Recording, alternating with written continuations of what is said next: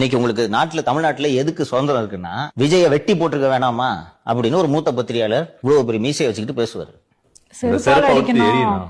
செருப்பால் அடிக்கணும், இதெல்லாம் ஜேர்னலிசமா? இப்படி பேசுறதுக்கு இன்னைக்கு சுதந்திரம் இருக்கு. விஜய வெட்டி போட வேணாமா, அங்க கிடந்து செருப்பு எடுத்தே விஜய் அடிக்கணும், இதெல்லாம் பொது வெளியில பேசுற மொழியா? இதை நீங்க பேச சுதந்திரம் இருக்கு. கெட்டவத்தில் கூட விஜய் திட்டுங்க, கொலைகாரா அப்படின்னு நீ தம்புநெல் வை. ஒரு மனுஷனை, ஒரு பிரபலமான நடிகரை சைக்கோன்னு நீங்க பேசி பொது வெளியில பதிவு செய்யறதுக்கு இன்னைக்கு உங்களுக்கு சுதந்திரம் இருக்கு. ஆனால் விஜய் தரப்பில் இருக்கக்கூடிய நியாயங்களை பேசுவதற்கு தான் உங்களுக்கு இன்று சுதந்திரம் இல்லை. அப்படி விஜய் பக்கம் கொஞ்சம் நியாயம் இருக்காது, என்னன்னு கேளுங்கன்னு பேசுனீங்கன்னா நீங்கள் அவதூறு தாக்குதலுக்கு உள்ளாவீர்கள். சோ விஜய்க்கு ஆதரவாக யாருமே பேசக்கூடாது. விஜய்க்கு ஆதரவா ஏதாவது பேசின அவ்வளவுதான் காலி. பேச்சுரிமை, எழுத்துரிமை, பிரச்சாரம் செய்வதற்கான உரிமை, ஆயுதங்கள் இல்லாமல் அமைதியாக கூடுவதற்கான உரிமை ஆகியவற்றை அடிப்படை உரிமையாக அரசியல் அமைப்பு சாசனம் நமக்கு வழங்கி இருக்கிறது.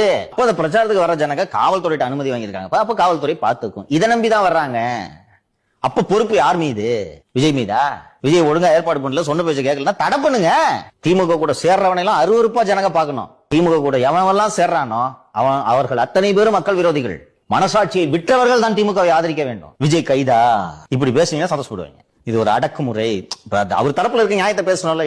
கொலைகாரம் கிடையாதுயா, அது ஒரு விபத்து. அவர் மட்டும் காரணம் அல்ல, அந்த விபத்துக்கு எல்லோரும் காரணம். அவர் மீது மட்டும் பழி சுமத்தாதீர்கள் ஒரு குரல் வருதுல, எந்த குரலும் வரக்கூடாது. அவரை ஒருமையில திட்டலாம், அதுக்கு இன்னைக்கு அனுமதி இருக்கு. வெட்டி போட வேண்டாமா என்று கேட்கலாம், செருப்பால் அடிக்கலாமா என்று கேட்கலாம்.